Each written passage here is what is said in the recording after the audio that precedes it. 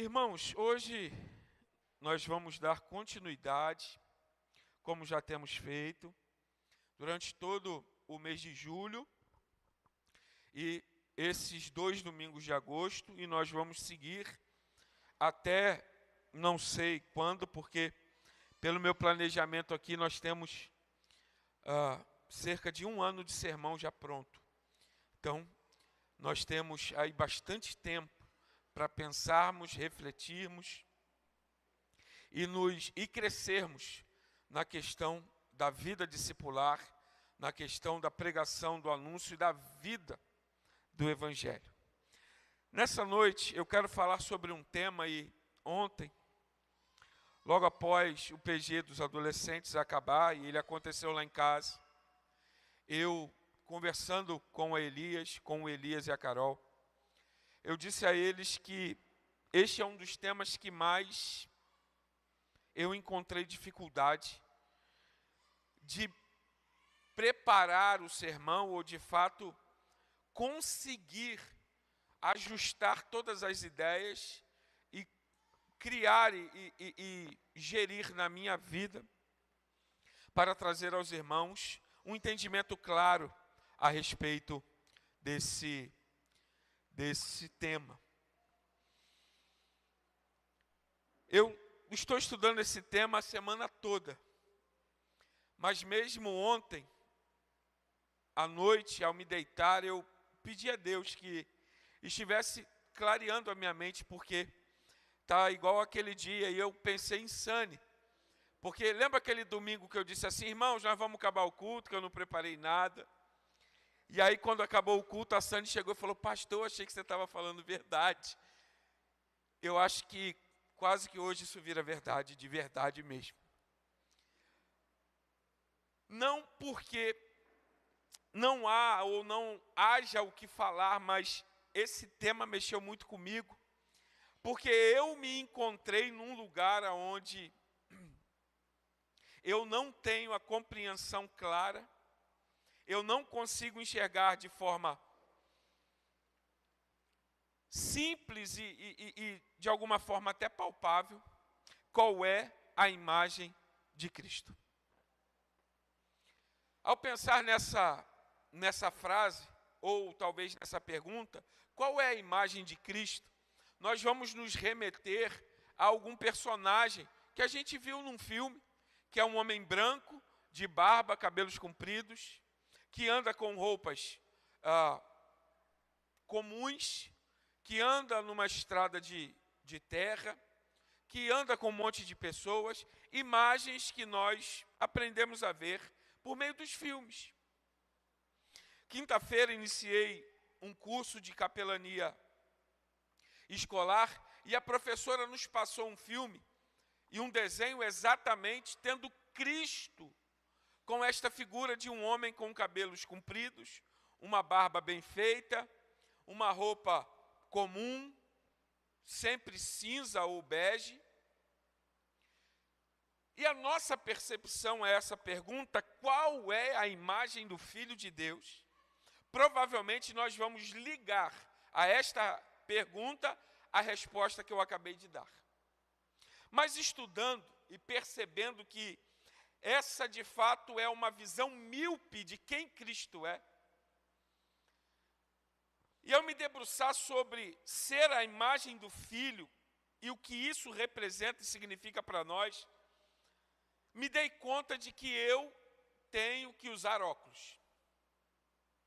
De que a imagem do Filho que eu enxergo é uma imagem, por vezes, ou em determinados assuntos, distorcida daquilo que Cristo nos ensina. E eu peço aos irmãos que abram as suas Bíblias em Romanos capítulo 8.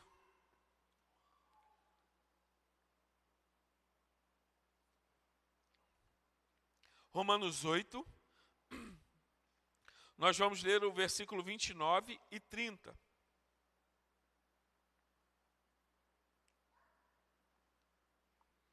Romanos 8, 29 e 30. que diz assim: pois aqueles que Deus de antemão conheceu, ele também predestinou, para serem conformes à imagem de seu Filho, a fim de que ele seja o primogênito entre muitos irmãos. E aos que predestinou, a esses também chamou. E aos que chamou, a esses também justificou. E aos que justificou, a esses também glorificou. Em outra versão, diz as seguintes palavras: porquanto aos que de antemão conheceu, também os predestinou para serem conformes à imagem do Filho, a fim de que ele seja o primogênito entre muitos irmãos.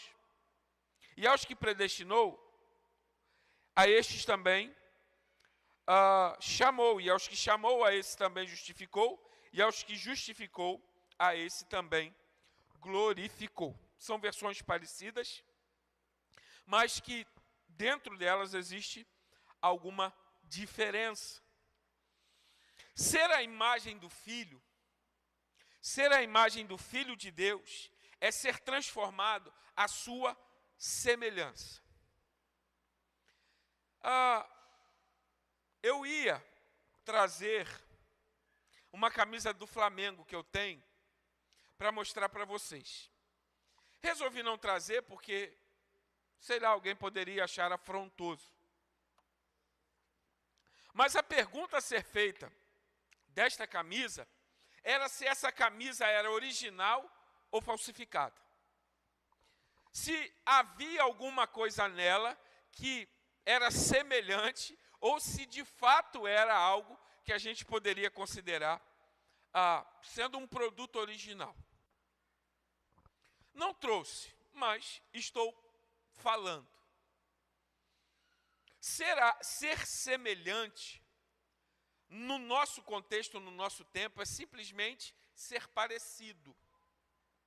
Hoje pela manhã, na homenagem que tivemos com o pai, para os pais, o primeiro filho que veio falar, ele usou muito essa expressão. As pessoas dizem que eu sou parecido com meu pai. Vocês lembram quem foi que falou isso? Foi quem? Quantas vezes ele repetiu isso? Você contou? Mais. Foram 7 vezes que ele usou essa expressão. E eu contei na maldade, porque eu queria, e eu peguei o gancho para falar hoje à noite. Eu falei, ele está repetindo muito, ele já falou 3 vezes. E aí ele falou 4. E ele falou 5. E ele falou 6. E ele falou 7. 7 vezes referindo-se ao seu pai e a ele na semelhança. E ele falou do corpo, ele falou do modo de dirigir, ele falou no modo de falar, ele falou que deseja ser semelhante como o pai. Ele disse que em determinadas situações, quando ele busca conselho ao pai, ele se conforma àquilo que o pai diz para ele fazer. E isso me traz um entendimento de que, para o Rui, ser semelhante não é ser parecido, mas é ser alguém que reflete esta imagem. Ser semelhante ao Filho é ser transformado em nosso caráter, nos nossos pensamentos e nossas ações. E isso só é possível porque há em nós a obra do Espírito Santo. Nós devemos buscar a vontade de Deus, nos conformarmos a Ele por meio daquilo que a palavra de Deus nos ensina a Ele, renovando a nossa mente, trazendo à nossa memória aquilo que nos dá esperança, tendo a nossa mente renovada e transformada pela ação de Deus na nossa vida. Ser semelhante a Cristo, ser a imagem do Filho, é um chamado que é muito exigente para todos nós os cristãos. Mas aí eu quero citar aqui uma frase que usarei como ponto do sermão, que é: sem tornar-se semelhante a Cristo, temos um nível de exigência e responsabilidade baixa. Aqueles que querem ser transformados à imagem do Filho, recebem um chamado exigente para a sua vida. Não é um chamado comum. E somente pela obra do Espírito Santo é possível ter o seu caráter e a sua vida santificada, e a sua vida depositada em confiança a Cristo. Mas isso requererá de nós algumas ações. A primeira delas, nós devemos agir em humildade. Segunda, com comprometimento. Terceiro, em confiança a Deus. Mas não porque nós somos assim, mas porque nós confiamos num Deus que é fiel, para completar em nós aquilo que Ele começou. Portanto, irmãos, o texto nos diz que nós fomos chamados, nós fomos predestinados a sermos a imagem do Filho. E aí eu te faço uma pergunta. Mesmo diante da introdução que eu fiz, qual é a imagem de Cristo que você tem na sua cabeça? Qual é a imagem, quando alguém pergunta para você, se você pensar em Jesus, em quem você pensa? Ou no que você pensa? Quem é Cristo para mim? Quem é Cristo para você? Cristo é uma história narrada ou Cristo é uma presença real? Na hora do almoço hoje, uma jovem me perguntou a seguinte coisa: Gênesis é uma história ou é algo literal na sua vida? Dependendo da resposta que você der, Jesus será uma história. Se você disser para mim que Gênesis é uma história, é um conto, é algo que é, de certa maneira, construída, narrada para nos contar um princípio maior, usando algo que não aconteceu. O mundo não foi criado por Deus. O mundo é a consequência de uma explosão e que as células se unem e então se começa a criar este mundo. Se você acredita nisso, Jesus não é real. Mas, pastor, Gênesis é Gênesis. Porque a promessa do Filho não se inicia em Mateus, ou nos profetas, ou nos Salmos. Ela se inicia em Gênesis 3,15. Se Cristo é uma narrativa, se Gênesis é uma narrativa, Cristo é uma narrativa. Se Gênesis é literal, o Filho, de fato, existiu. Mais uma vez eu pergunto, qual é a imagem que você traz de Cristo na sua cabeça? O segundo ou terceiro sermão, acredito que o segundo que eu preguei aqui, eu expressei a seguinte verdade: a glória de Deus se revela, a glória de Deus revela a nós a sua natureza, caráter e poder. Se a glória de Deus revela a sua natureza, caráter e poder, e a glória é um atributo de Deus, e Jesus diz a Filipe a seguinte coisa: eu sou a expressão exata do Pai. Eu estou contigo e você me pede para mostrar o Pai. João 14:8. Se quem Deus é, como Deus pensa e como Deus age é revelado pela sua glória, isso faz parte de quem Deus de fato existe e é. Se Jesus é a real expressão deste Deus, Cristo, portanto, tem a natureza, o caráter e o poder de Deus. A natureza vai apontar quem Jesus é. E eu não consegui sair daqui. Veja que tem como Deus pensa, como Jesus pensa, que é o seu caráter, e como Ele age, que é o seu poder. Eu não consegui sair de quem Jesus é, porque ao me debruçar aqui, percebi que a minha visão de Jesus é muito limitada. E olha que eu achava que sabia alguma coisa. E aí eu me lembrei do meu professor de seminário, hoje pastor da Igreja Batista Memorial na Barra da Tijuca. Ele disse, e a primeira aula de grego que ele nos deu, ele pegou no quadro branco, eu acho que eu já contei essa história para vocês, ele escreveu assim: ele disse, quando o seminarista entra aqui no seminário, no primeiro ano ele acha que sabe tudo. E aí ele escreveu lá, primeiro ano, sabe tudo. No segundo ano, o seminarista já começa a duvidar se ele sabe tudo. No terceiro ano, ele começa a duvidar se ele sabe de alguma coisa. No quarto ano, ele tem a convicção que ele não sabe de nada. Eu, como fiz 5 anos de seminário, eu saí com a plena certeza, escrita, assinada, confirmada, registrada em cartório, de que eu não sabia de nada. E ao me perceber diante da imagem do Filho de Deus, quem Ele é, e tudo aquilo que Ele tem para revelar-se a nós, eu percebi que eu sei menos ainda de quando eu saí do seminário.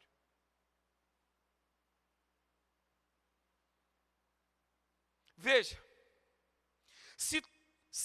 sem tornar-se semelhante a Cristo, teremos um baixo nível de exigência e responsabilidade. Sem tornar-se semelhante a Cristo, e eu quero trazer aqui aos irmãos a noção exata do significado da palavra semelhança, naquilo que o texto nos diz. Semelhança, no senso comum, é não apenas ser parecido, é ser conforme, ter a mesma forma, ou viver por meio daquilo que você deseja ser semelhante. Beleza, é algo muito bom e que traz um entendimento muito legal. Mas a palavra imagem do texto que a gente leu, ela não é uma palavra simplesmente como algo que se visualiza e se internaliza. E, aliás, eu quero fazer aqui uma colocação que era para eu ter feito na introdução e me esqueci. Nós vivemos na sociedade da imagem.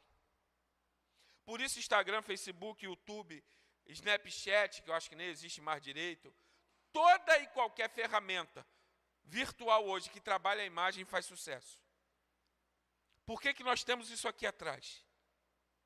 Algumas pessoas, logo que eu cheguei para a igreja, me perguntou assim, pastor, por que o senhor não usa slide? Falei, porque eu vou me atrapalhar todo.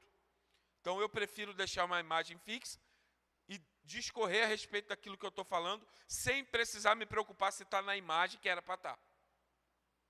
Mas nós somos visuais. A gente fala assim, meu Deus, meu filho não larga o celular. Eu já falei para ele não larga aquele negócio de celular de ficar assistindo videozinho no YouTube. Verdade, irmão, você precisa dar um jeito nessa criança. Mas deixa eu te perguntar, você está lavando louça, a sua televisão está ligada? Sim ou não? O vício dele é na tela pequena, o seu é na tela grande. Mas, não vou falar só de você não, os mais antigos, aqueles que viveram a sua adolescência, a juventude, na década de 60, 70, sabem que como era difícil ter uma televisão, então o seu apreço não era pela imagem, mas eu duvido que a gente fazia alguma coisa sem estar com o radinho ligado. Nós sempre vamos depositar a nossa atenção em alguma coisa. O nosso tempo é o tempo da imagem, da visualização, daquilo que recebemos pelo ver. E uma estatística, um estudo diz que o ser humano, ele aprende 70% pela visão e 30% pela audição. A do nosso tempo. Logo, irmãos, tornar-se semelhante a Cristo, se nós não nos tornarmos semelhante a Cristo, teremos um baixo nível de exigência e responsabilidade. E eu quero te dizer, então, o que significa a palavra eikon, que é a palavra traduzida aqui por imagem ou semelhança. E é algo muito pesado. O texto diz, porquanto os que de antemão conheceu, também os predestinou para serem conformes à imagem do Filho de Deus, a qual os verdadeiros cristãos são transformados. É semelhante não somente ao corpo celestial quando glorificar. Lembra que o Paulo diz aqui no final, aos que predestinou, tal, ao que justificou, tal, e a estes glorificou. Então a imagem do Filho em nós não é apenas essa imagem do levar do corpo celestial, mas ela também é o estado de mente mais santo e abençoado que você pode ter. Veja que quando o texto diz para nós, vocês vão ser transformados à imagem do Filho, isso só é possível segundo o próprio entendimento da palavra. Só é possível aos verdadeiros cristãos. E esses verdadeiros terão a mente transformada e terão a sua vida abençoada. Sem tornar-se semelhante, um cristão verdadeiro que tem a mente transformada e é alguém abençoado, teremos um baixo nível de exigência e responsabilidade. Baixo nível de exigência, baixo nível de responsabilidade. Por que isso acontece conosco? Primeiro, porque o padrão que muitas vezes decidimos viver é o padrão do próprio homem. Padrão do próprio homem. E que padrão é esse? É só você olhar para o lado.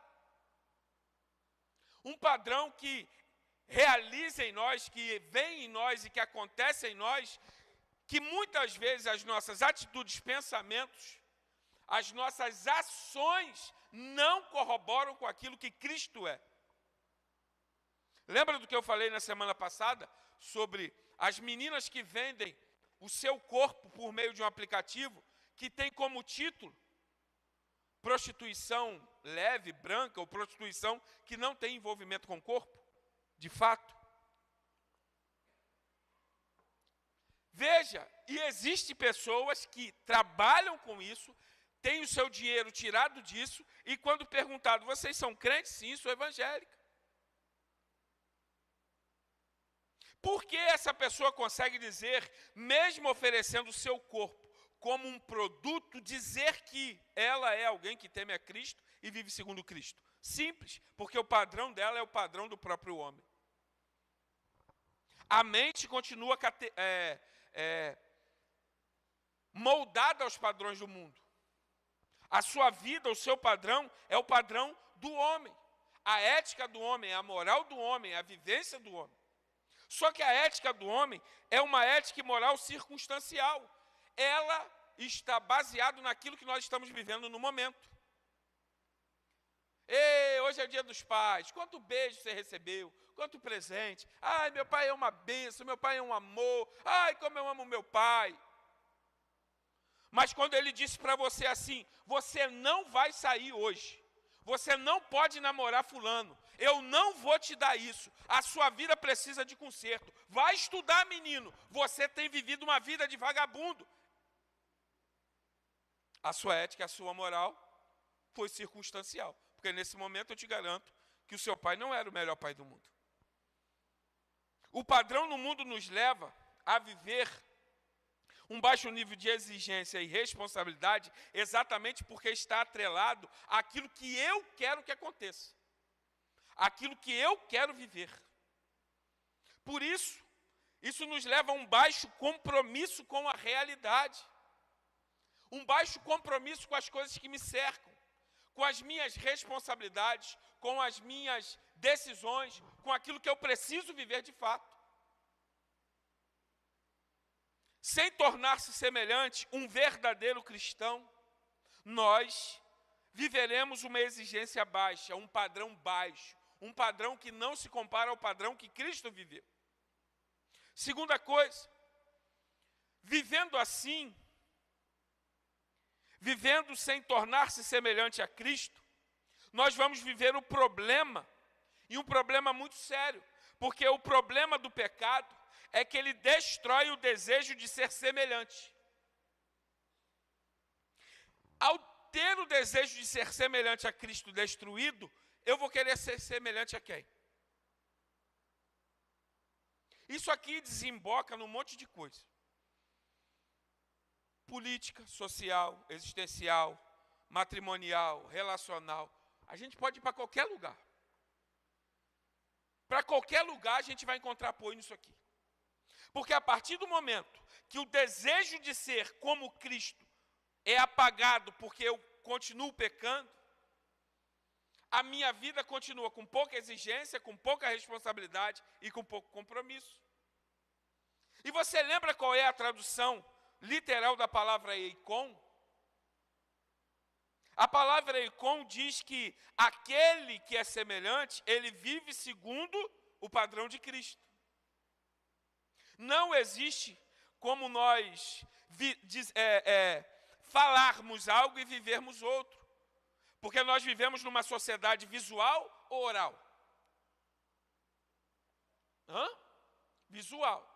Billy Graham, em 1900, amarrava cachorro com linguiça, disse a seguinte frase: você é a Bíblia aberta que alguém vai ler. A sua imagem diz tudo. E aí, irmãos, quando nós, pais, líderes, pastores, amigos, professores de EBD, líderes de ministério, dizem assim: cuidado com a foto que você posta no Instagram, cuidado, cuidado, cuidado, é porque a sua imagem será linkada à exata expressão do que ela significa. Pastor, mas eu não postei com essa intenção. Não tem problema, irmão. Depois que foi para a rede, irmão, a interpretação é de quem viu, não de quem postou. Veja, o problema é a destruição do desejo de ser semelhante. E qual é o produto disso? Qual é o resultado disso? Primeiro, algo que você não vai descobrir. Quem descobrir a palavra que eu quero falar aqui, pode ser até da internet. Eu vou pagar um passeio lá para aquele negócio lá em Fortaleza. Aquele passeio lá naquele negócio de tomar banho lá. Não entendi, Diego. Beach Park, isso. Você não vai descobrir o resultado disso. Não, não vai não, filho. Você não vai descobrir. Você podia ter descoberto que o papel estava lá em cima da cama. Irmãos, o resultado disso é claro e notório. É algo que bate na nossa porta. Nós, às vezes, temos medo por causa do que acontece. O resultado de uma vida que não tem o desejo de ser semelhante a Cristo por causa do pecado, o primeiro fruto disso é a violência. A violência é o resultado de um poder distorcido. Por meio da minha ação, do meu poder, daquilo que eu posso, eu oprimo alguém.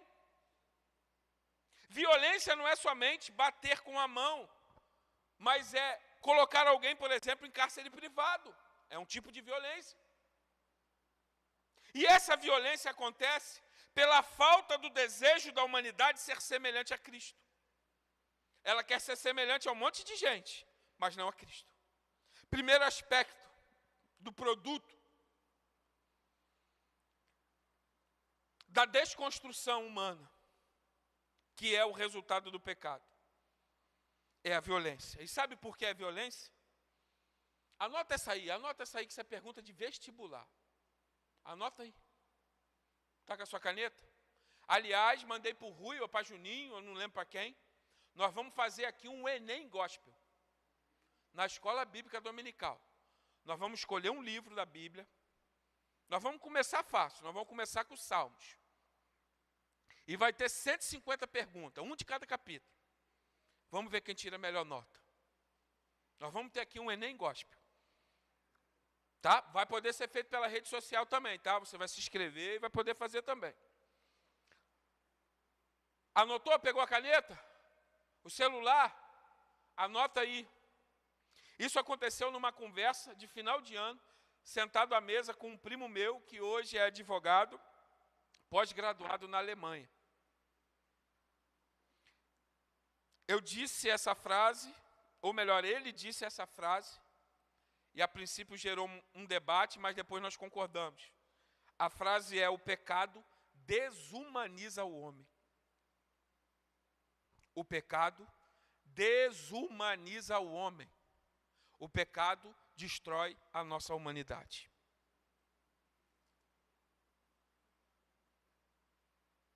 Você concorda que quando alguém, homem ou mulher,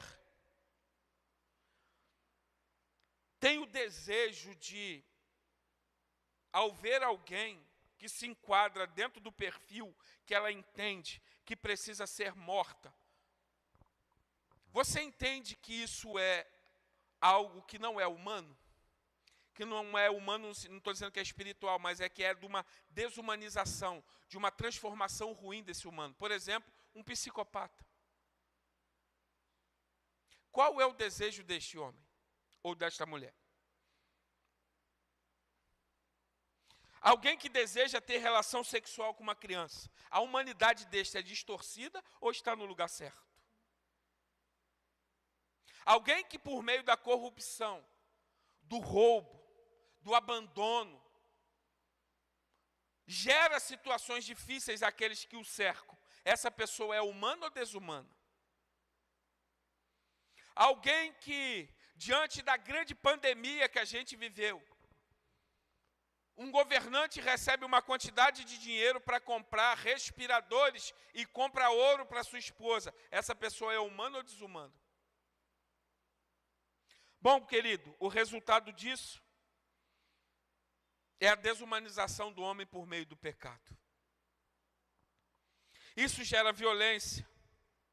E esse desconstruir gera a humanidade a ter bases fracas. Tendo bases fracas, a humanidade não cumpre o seu propósito. Qual é o propósito do homem? Glorificar a Deus e viver segundo a sua vontade. Com base fraca, e aí, a mesma jovem hoje me perguntou a respeito da liderança feminina, se é possível ou não, o que eu pensava. E ela mesmo disse, pastor, eu acho que isso acontece porque os homens estão ficando frouxos. É isso aí, irmã. Porque eu não faço como homem, alguém vai ter que fazer no meu lugar. Se não aparece outro homem para fazer, quem vai fazer? As mulheres. E essa é uma desconstrução da humanidade. A desconstrução leva as pessoas a terem bases fracas. E se a base é fraca, qualquer ventinho joga a casa no chão. E jogando a casa no chão, nós perdemos tudo. Paramos de cumprir o nosso propósito.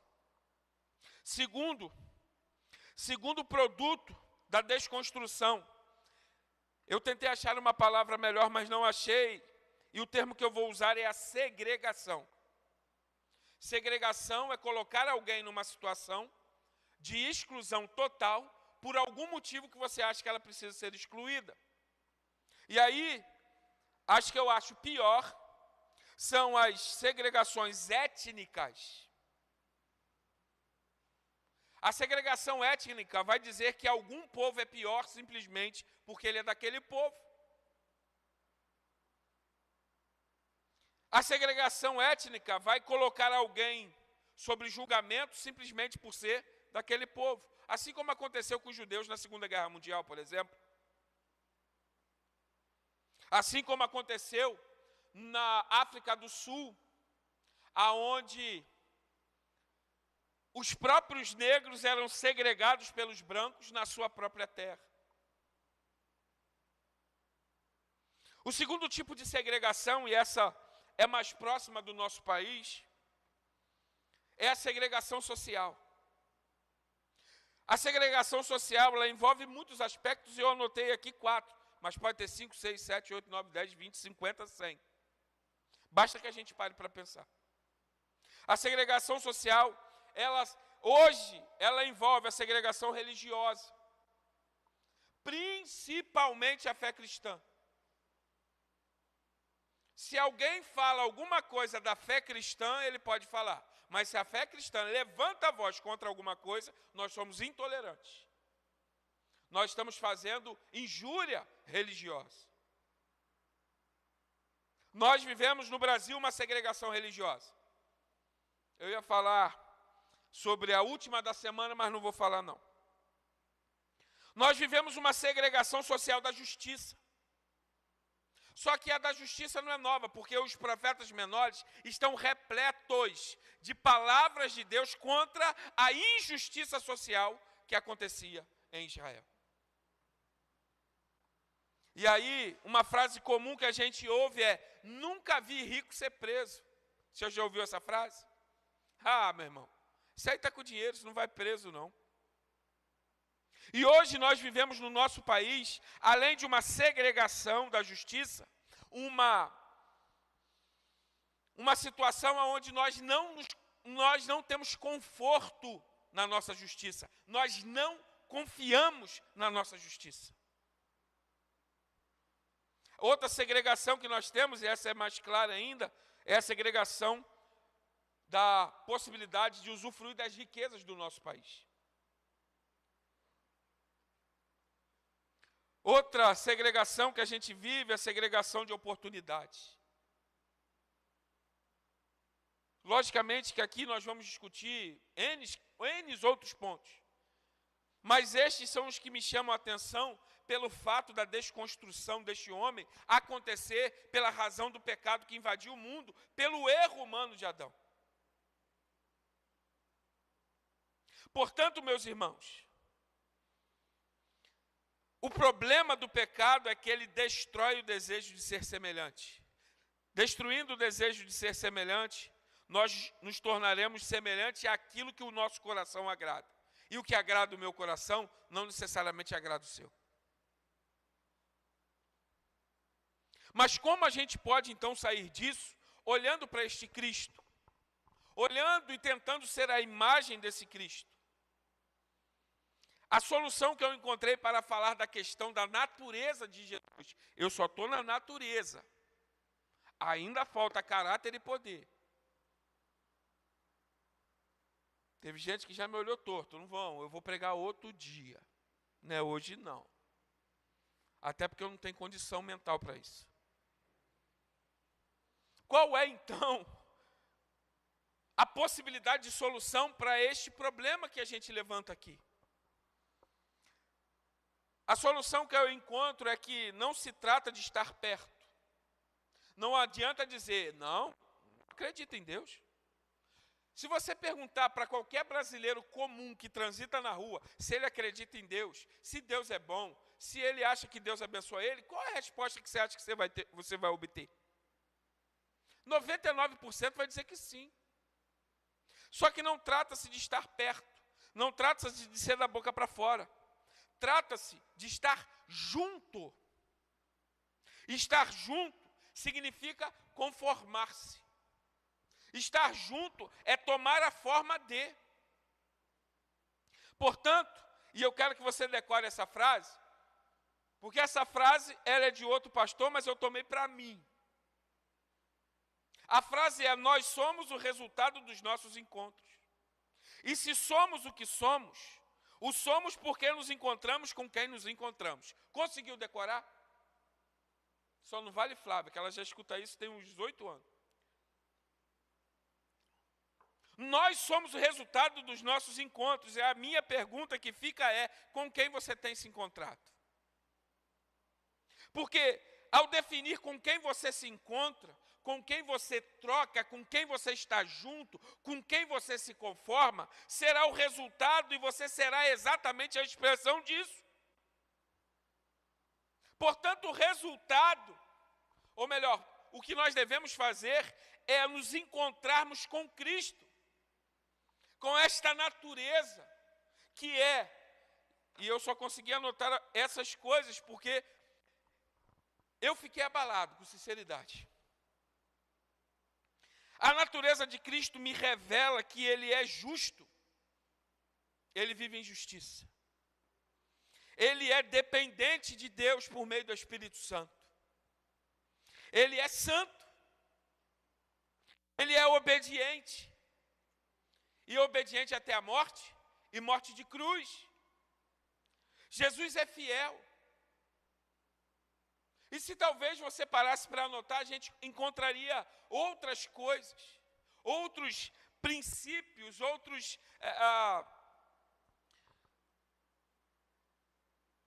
maneiras de expressar quem Jesus é de fato. A imagem de Cristo para nós. O resultado de encontrar-se com Cristo é tornar-se semelhante a Ele. a imagem do Filho de Deus, a qual verdadeiros cristãos são transformados. É semelhante não somente no corpo celestial, mas também no estado de mente. Uma mente santa e abençoada. E aí eu me lembro do nosso irmão Paulo dizendo para nós: tenham em vocês a mesma mente de Cristo. A mente de Cristo é uma mente santa. A mente de Cristo é uma mente obediente. A mente de Cristo é uma mente fiel. É uma mente justa. É uma mente compassiva, é uma mente amorosa. É uma mente que completa aquilo que ele começou a fazer. Nós somos o resultado dos nossos encontros. E aí eu volto à expressão do nosso irmão hoje pela manhã. Dizem até que eu dirijo parecido com ele. Conformar-se é ter a mesma forma. Coitado de Breno, se ficar com a minha forma.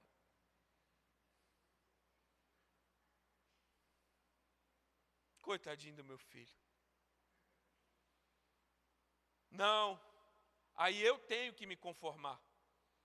A imagem de alguém mais midiático. Mais magrinho, mais jeitosinho. Hoje eu vou ganhar meus R$100. Eu não vou falar de comida hoje. Não ri não, é sério. Eu estou aqui lutando. Veja, irmãos, tornar-se semelhante é viver conforme.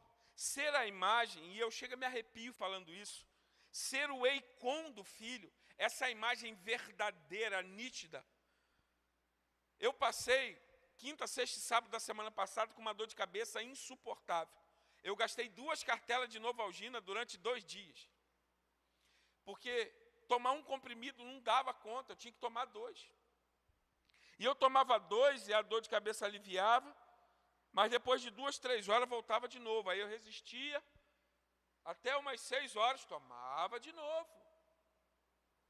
E simplesmente a minha dor de cabeça era por causa disso aqui.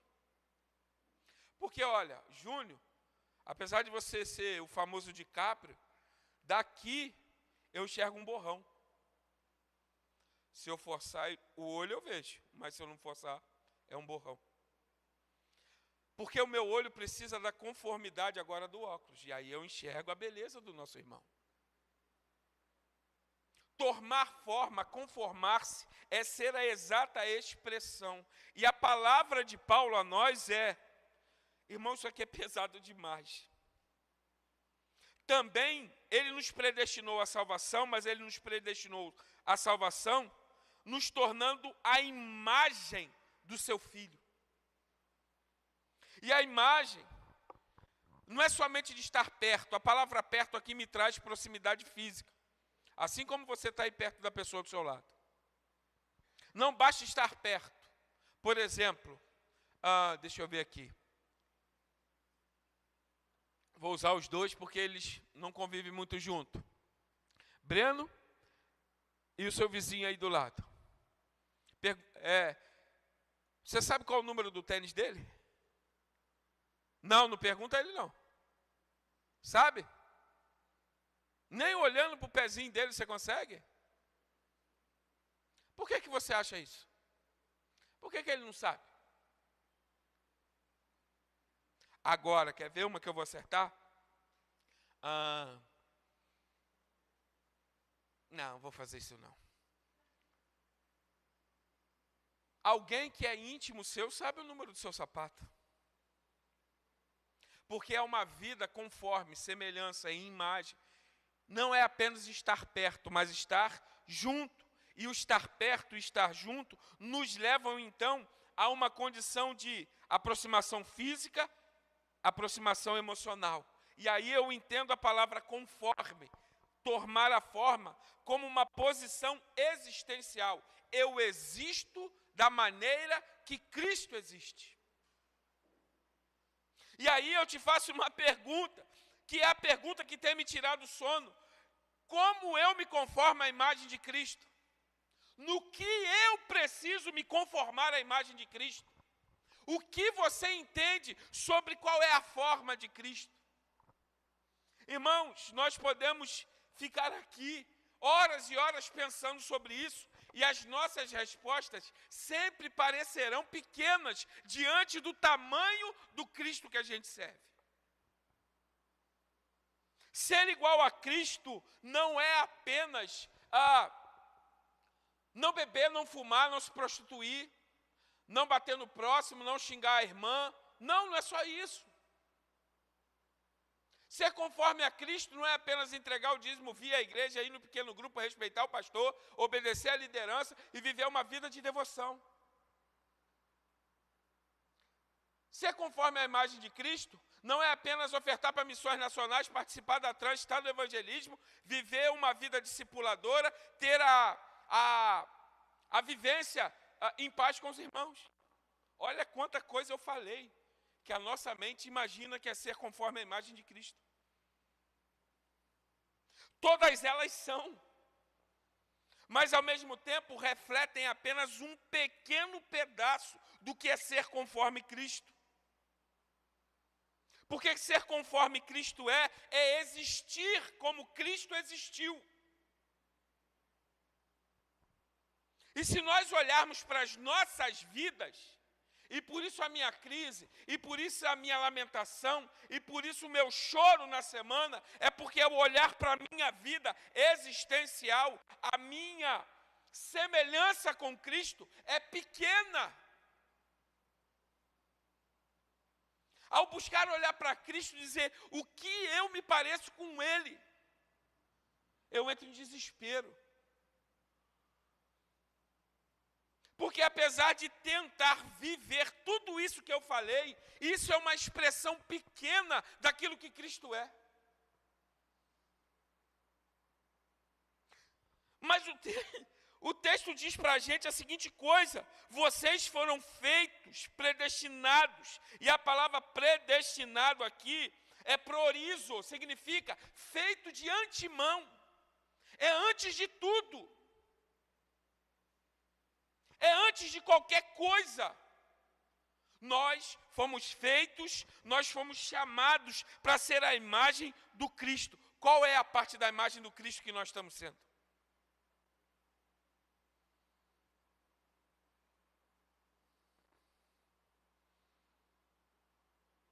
Eu, com toda a sinceridade do meu coração, eu me percebo muito pequeno nisso.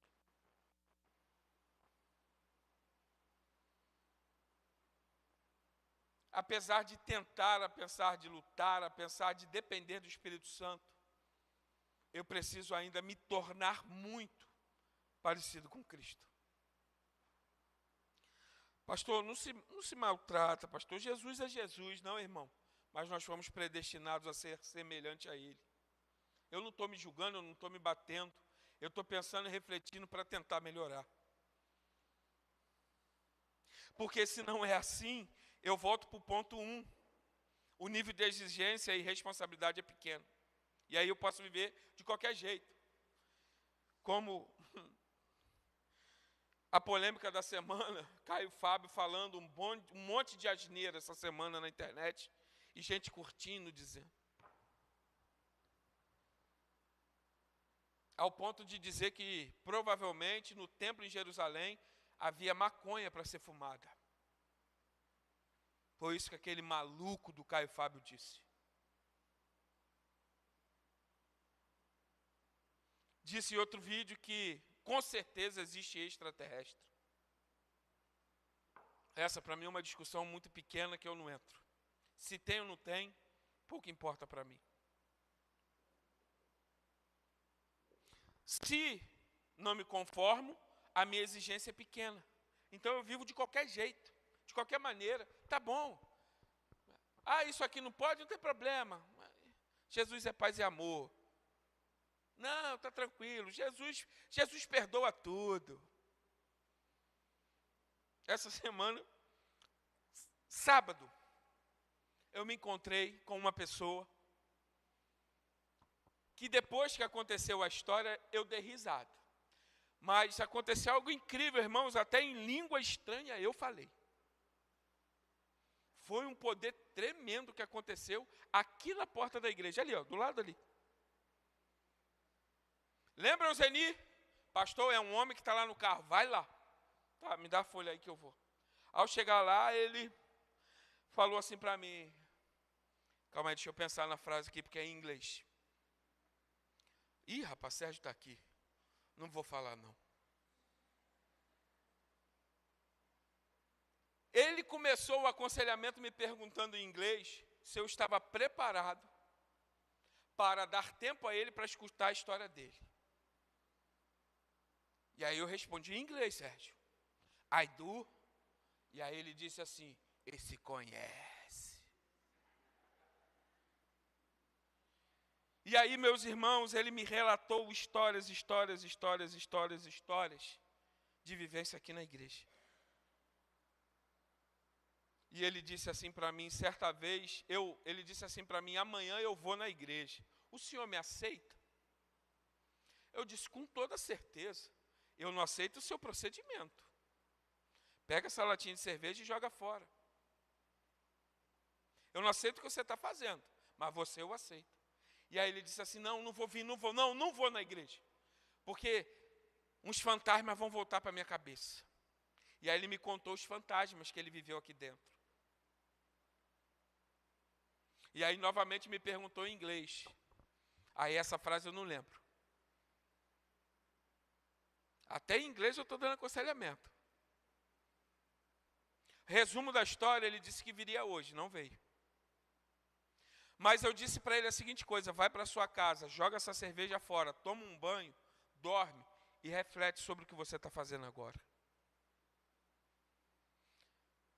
Porque a expressão que ele me mostrava do Cristo, que ele discursou para mim, não existia. E o papo começou com ele dizendo assim, porque essa igreja, ele disse, não, igreja não, porque isso aí é parede. Igreja são as pessoas. Falei, esse estudou teologia. Está perdido mesmo. Porque eu amo as pessoas, ele disse. As pessoas daí são maravilhosas. Mas eu não consigo entrar, porque os fantasmas voltam para a cabeça. Se nós não vivermos conforme a imagem de Cristo, a produção da nossa vida enquanto igreja será fantasma na cabeça das pessoas. Se nós não vivermos conforme a imagem do Cristo que a gente professa, o que nós vamos construir como igreja é fantasma na cabeça.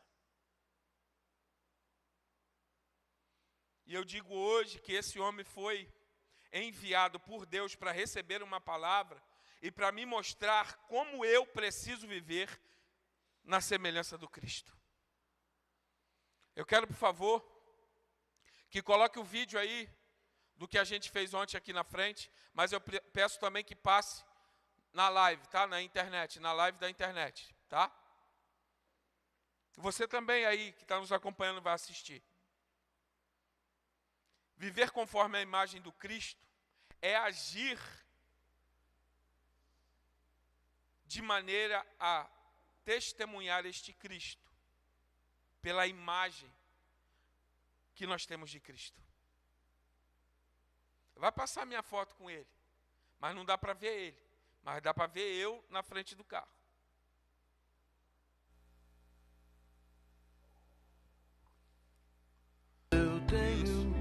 Apaga essa luz aqui, por favor, e volta o vídeo do começo, por gentileza.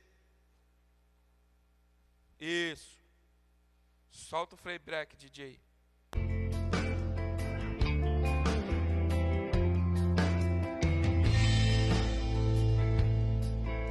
De tudo quanto eu tenho pra dizer,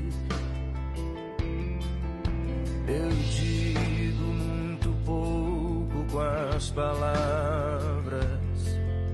Eu presto atenção em ti.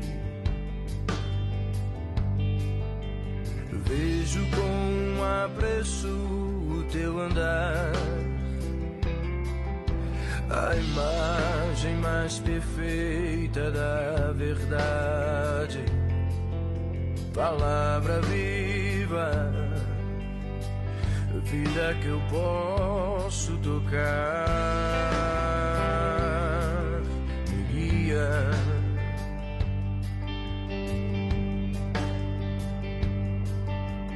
Deixa eu viver a boa nova, deixa eu me encontrar com este amor todos os dias, deixa eu viver a boa nova que me faz bem, me deixa amar sem perguntar a quem.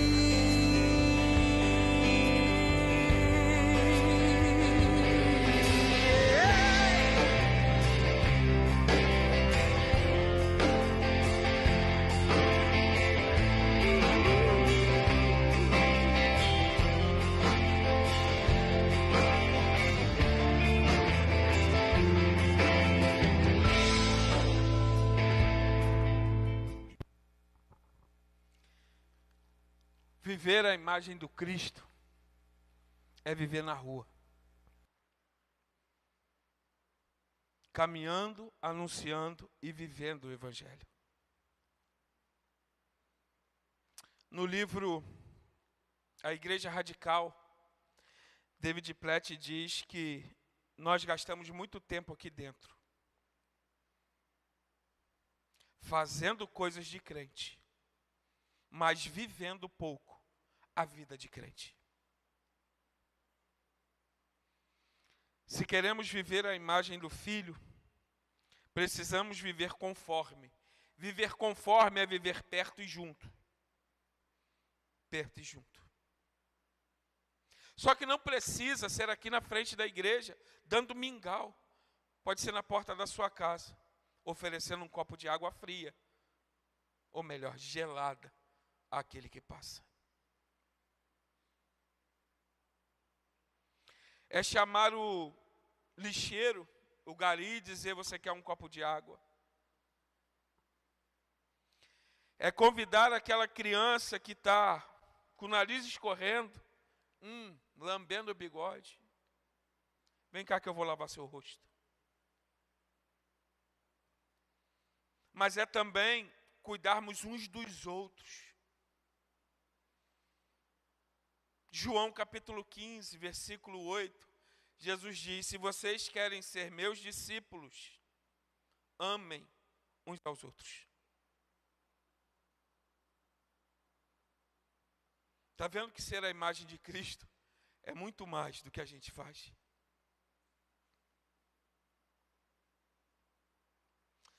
E eu sei, irmãos, e tenho a certeza de que a palavra tocou seu coração. Eu tenho certeza,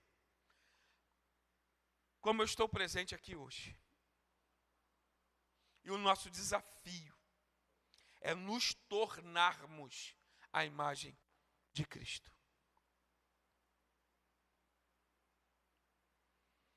Quero chamar o louvor para vir, por favor. E eu quero te pedir uma coisa. O que na sua semana pode ser mudado para que você se assemelhe mais a Cristo?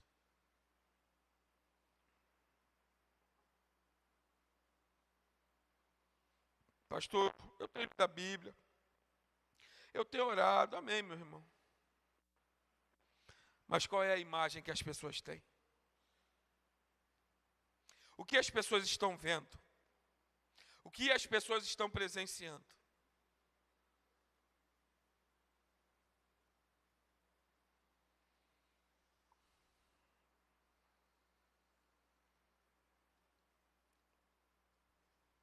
Vocês sabem tocar.